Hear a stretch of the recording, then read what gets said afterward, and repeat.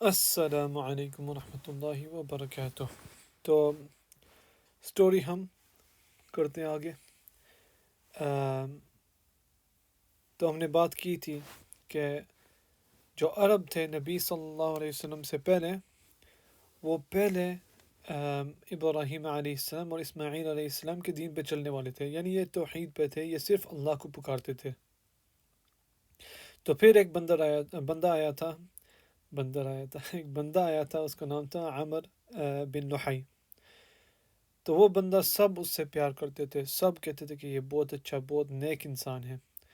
تو وہ ایک جگہ میں گیا تھا، شام میں گیا تھا، تو اس نے ایک بت کو دیکھا تھا، تو اس نے اس کو اٹھا کے کعبہ کے پاس اس نے رکھا تھا۔ تو پھر بت پرستی شروع ہو گئی تھی حجاز میں، یعنی مکہ میں آگے پیچھے جو جگہ ہیں۔ تو پھر سب یہ کرنا شروع کیا تھا کہ بتوں کی عبادت کرنی۔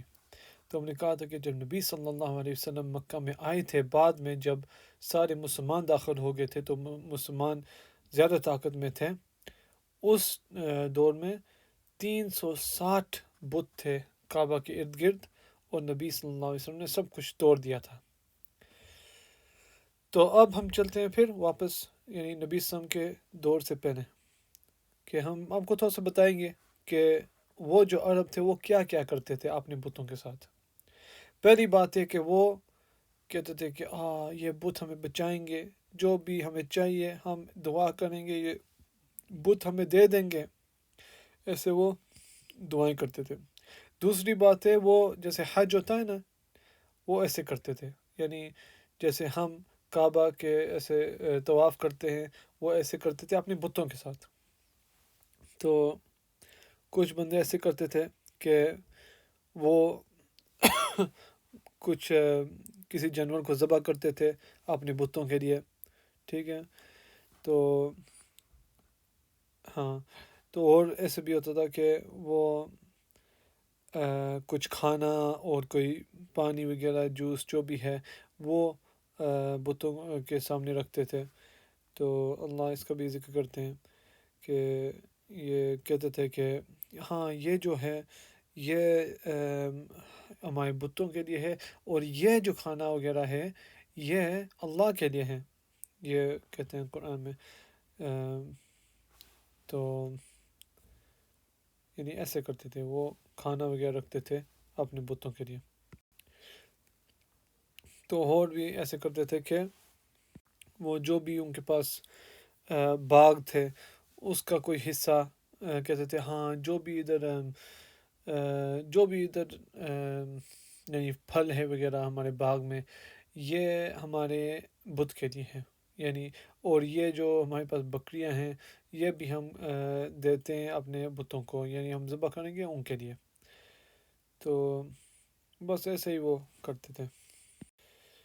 تو وہ جو عرب تھے اس ٹائم، وہ اپنے آپ کو کہتے تھے کہ ہاں ہم ابراہیم علیہ السلام کے دین پہ چلنے والے ہیں، لیکن وہ بہت دور سے ابراہیم علیہ السلام کی یعنی جو بھی ان کی تعلیمات تھی، جو بھی وہ پڑھاتے تھے، یا جو بھی وہ سمجھاتے تھے اپنے قوم کو ابراہیم علیہ السلام، ان سے یہ عرب بہت دور تھے، بہت زیادہ دور تھے، بہت فضول باتیں کرتے تھے۔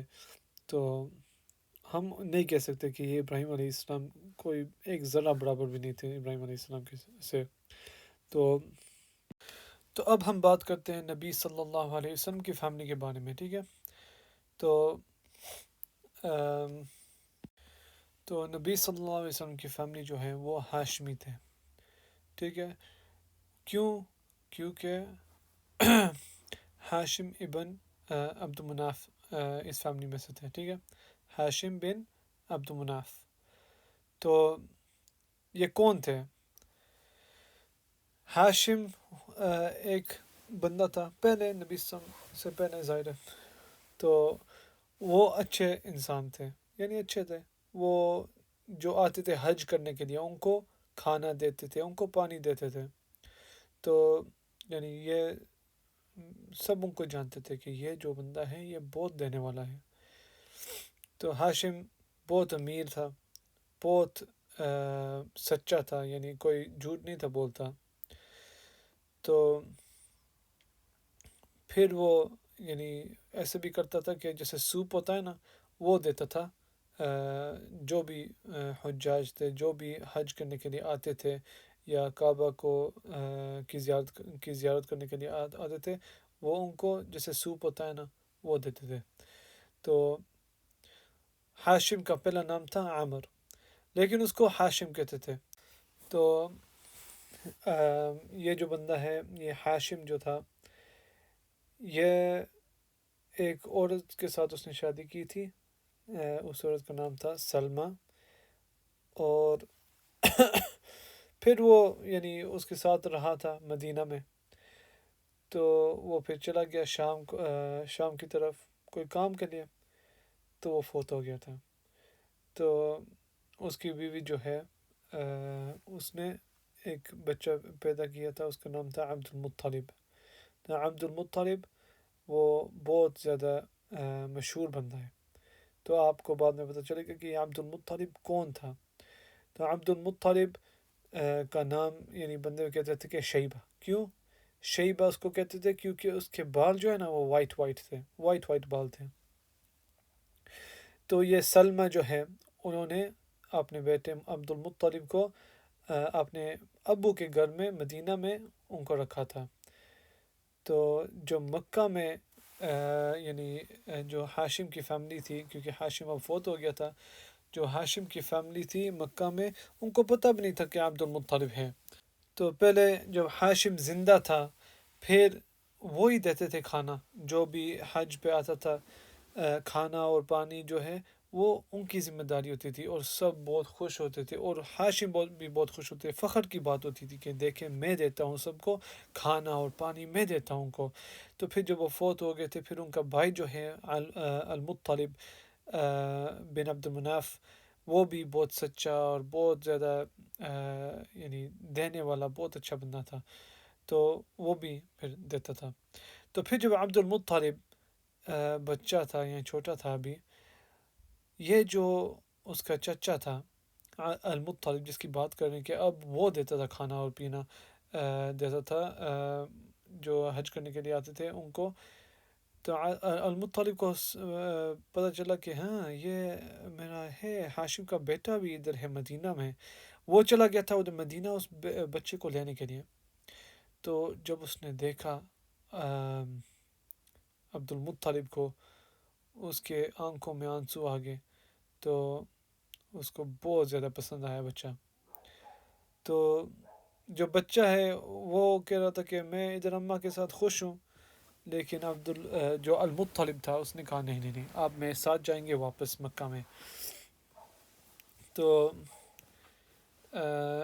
جو سلمہ تھی جو اس بچے کی ماں تھی، اس نے کہا کہ ٹھیک ہے آپ جا سکتے ہیں، کیونکہ المطلب نے کہا تھا کہ دیکھیں آپ اپنے بیٹے کو بھیجیں مکہ، وہ اس کے باپ کا شہر ہے، ٹھیک ہے، ادھر سے ہی ہے. تو اگر وہ ادھر جائے گا تو پھر وہ اس کا بہت بڑا نام ہوگا. وہ مکہ میں جائے گا تو یعنی جو بھی یعنی سب آپ اس کے ابو کو بہت پسند کرتے تھے، سمجھے وہ بادشاہ تھا سب کا. تو ادھر جا کے وہ بھی بادشاہ بن جائے گا. تو یہ زیادہ بہتر نہیں ہے. تو اس لیے پھر سلمہ نے بھیج دیا تھا اپنے بیٹے کو اس کے چچے کے ساتھ. تو اب وہ چلا گیا تھا واپس مکہ اپنے چچے کے ساتھ، یعنی بیٹے کا نام تھا عبد المطلب اور چچے کا نام تھا المطلب. ٹھیک ہے. تو اس بیٹے کو عبد المطلب کیوں کہتے تھے؟ عبد المطلب ہے کہ اس کا مطلب ہے عبد المطلب کا کہ یہ ہے المطلب کا غلام. تو بندے یہ سمجھتے تھے جب وہ انہیں دیکھا کہ المطلب آیا ہے تو وہ اونٹ پہ ہے تو اس کے پیچھے ایک چھوٹا سا بچہ ہے، ہاں یہ اس کا غلام ہوگا، جیسے نوکر ہوتا ہے نا، ہاں یہ المطلب کا غلام ہوگا. تو پھر المطلب نے بتایا کہ نہیں، یہ تو میرے بھائی کا بیٹا ہے. تو یعنی یہ جو میرا بھائی تھا ہاشم جو فوت ہو گیا ہے یہ اس کا بیٹا ہے. تو anyway سب اس کو عبد المطلب اس کے بعد کہتے تھے. تو یہ بچہ جو ہے یہ المطلب کے گھر میں رہتا تھا. لیکن پھر المطلب فوت ہو گئے تو عبد المطلب جو چھوٹا تھا وہ بڑا بن گیا، کیونکہ المطلب فوت ہو گئے تو پھر عبد المطلب نے ساری ذمہ داری اٹھا لی. تو اب یہ جو چھوٹا بچہ ہے یہ بہت بڑا بن گیا تھا، یہ اس کا بہت بڑا نام ہو گیا تھا. تو یعنی جو بھی اس کا اخلاق تھا وہ بہت اچھا تھا. وہ کہہ رہا تھا کہ میں سب سے اچھا بنوں گا، سب سے نیک بنوں گا. تو ایسے ہوا تھا کہ جب عبد المطلب کے چچا المطلب فوت ہو گئے تھے، ایک بندہ تھا اس کا نام تھا نوفل. نوفل نے کیونکہ ظاہر سب کچھ اب عبد المطلب نے بڑا بننا تھا، یعنی وہ اس کو سب کچھ ملنا تھا اب، لیکن نوفل نے عبد المطلب کو سائڈ پہ کیا. تو اس نے کہا اب میں بڑا بنوں گا، اب میں سمجھے بادشاہ بنوں گا. تو عبد المطلب نے پھر اپنے ماموں کو بلایا. اس نے اپنے امی کے پاس جو امی کے بھائی تھے، جو ماموں تھے اس کے، انہوں نے ان کو بلایا کہ میری مدد کرو، یہ میرے ساتھ زیادتی ہو رہی ہے. تو پھر وہ آگے تھے مدینہ سے، مکہ میں آئے. 80 بندے تھے گھوڑوں پہ. تو وہ پھر ایک جگہ میں رکے، عبدہ اس کا نام تھا مکہ میں، عبدہ. تو ادھر رکے. تو عبد المطلب نے ان بندوں کے ساتھ ملاقات کی جو 80 بندے تھے جو آئے تھے اس کی مدد کرنے کے لیے. انہوں نے کہا کہ آؤ میرے گھر میں، آؤ ہم کچھ کھاتے ہیں. تو انہوں نے کہا نہیں، ہم پہلے جاتے ہیں، یہ جو نوفل جس نے آپ کے ساتھ زیادتی کی ہے ہم اس کے پاس جاتے ہیں تو پھر آپ کے پاس آئیں گے. وہ چلے گئے ادھر نوفل کے پاس. نوفل ادھر کعبہ کے پاس بیٹھا ہوا تھا، تو کچھ بندوں کے ساتھ بیٹھا ہوا تھا. تو جو عبد المطلب کے ماموں تھے ابو سعد بن عادی، وہ چلے گئے ادھر. تو انہوں نے اپنی تلوار نکالی. انہوں نے کہا کہ میں قسم اٹھاتا ہوں کہ اگر آپ عبد المطلب کو نہ دیں وہ جو آپ نے لے لیا اس سے، میں آپ کو اس تلوار کے ساتھ قتل کر دوں گا. نوفل نے پھر دے دیا تھا. اس نے کہا ٹھیک ہے ٹھیک ہے ٹھیک ہے ٹھیک ہے، عبد المطلب کو آپ سارا کچھ دے دیں، میں نے جو لیا تھا اس سے وہ اس کا ہے، میں نہیں لیتا اب. تو ابو سعد پھر چلے گئے تھے واپس عبد المطلب کے گھر. ان کو خوشخبری دی کہ اب سارا کچھ آپ کا ہے، تو جو بھی نوفل نے لے لیا تھا آپ سے وہ اب واپس آپ کا ہو گیا ہے. ٹھیک ہے، یہ چھوٹی سی سٹوری تھی اس کے بارے میں. تو عبد المطلب کی زندگی میں 2 بڑے واقعہ ہوئے تھے. ٹھیک ہے، ایک تھا کہ زمزم جو ہے نا، زمزم کا پانی جو ہے وہ یعنی پہلے کا ہے نا، آپ کو پتہ ہے جب اسماعیل علیہ السلام چھوٹے تھے تو پھر زمزم کا پانی نکلا تھا، لیکن وہ کافی عرصے سے کسی کو بھی نہیں تھا مل رہا، کیونکہ کچھ بندے تھے پہلے انہوں نے چھپا دیا تھا. تو اس وجہ سے کسی کو نہیں تھا پتہ کہ یہ زمزم کا پانی کدھر ہے. تو عبد المطلب نے وہ زمزم کا پانی دوبارہ ڈھونڈ لیا تھا. اور دوسری بات ہے کہ جب ہاتھی آئے تھے، ابرہہ آیا تھا، ایک بہت برا بندہ تھا، وہ آیا تھا کعبہ کو توڑنے کے لیے، ختم کرنے کے لیے، تباہ کرنے کے لیے. تو عبد المطلب بھی ادھر تھے اور وہ سمجھے بادشاہ تھے اس ٹائم. تو یہ بھی ایک بہت بڑا واقعہ تھا. تو ایسے ہوتا زمزم کے ساتھ کہ عبد المطلب کو ایک خواب آئی تھی. تو اس خواب میں ان کو سمجھ آ گئی تھی کہ زمزم ایک خاص جگہ میں ہے. تو وہ ادھر چلا گیا تو اس کو مل گیا، یعنی یہ زمزم کا پانی مل گیا تھا. تو پھر زمزم کا پانی آ گیا تھا، یعنی پھر تو موجیں تھی، ظاہر اب پانی آ گیا ہے. تو قریش نے کہا، جو باقی بندے تھے ادھر، جو قریش کا قبیلہ تھا، جو بندے تھے ادھر، انہوں نے کہا کہ یہ زمزم پانی ہمارا ہے. عبد المطلب نے کہا کہ آپ کا کیسے ہے؟ اللہ نے مجھے یہ خواب دی ہے کہ مجھے یہ زمزم کا پانی مل جائے. اگر مجھے خواب نہ آتی تو پھر آپ کے پاس کوئی پانی ہوتا، زمزم کا پانی ہوتا. تو پھر یہ بحث شروع ہو گئی تھی کہ عبد المطلب کہتے کہ یہ میرا پانی ہے، تو وہ کہتے نہیں، یہ ہمارا پانی ہے. قریش کہتے ہمارا پانی ہے، عبدالمطلب کہتے کہ نہیں، یہ میرا پانی ہے، اللہ نے مجھے پسند کیا تھا، مجھے یہ خواب دی تھی تو مجھے یہ مل گیا ہے۔ تو پھر کچھ بحث کے بعد سب نے مان لیا کہ ٹھیک ہے، عبدالمطلب کا حق ہے، یعنی یہ عبدالمطلب کا ہے۔ تو یہ زمزم کی سٹوری تھی۔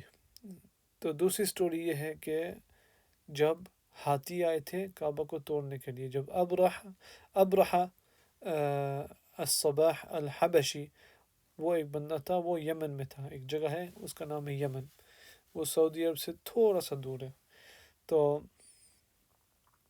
وہ بندہ دیکھتا تھا کہ یہ جو عرب لوگ ہیں یہ کعبہ کی طرف جاتے ہیں، یہ ادھر حج کرنے کے لیے جاتے ہیں، عمرہ کرنے کے لیے جاتے ہیں، تو میں چاہتا ہوں کہ مجھے بھی میری طرف بندے آئیں۔ تو اس نے پھر اپنی طرف سے بہت بڑی سی مسجد نہیں کہہ سکتے لیکن بڑی سی جگہ بنائی تھی عبادت کرنے کے لیے، وہ صنعاء میں تھی، یمن میں۔ تو وہ کہہ رہا تھا کہ میں یہ بناؤں گا، بہت پیاری سی مسجد ہوگی، تو پھر بندے میری طرف آئیں گے تو مکہ نہیں جائیں گے۔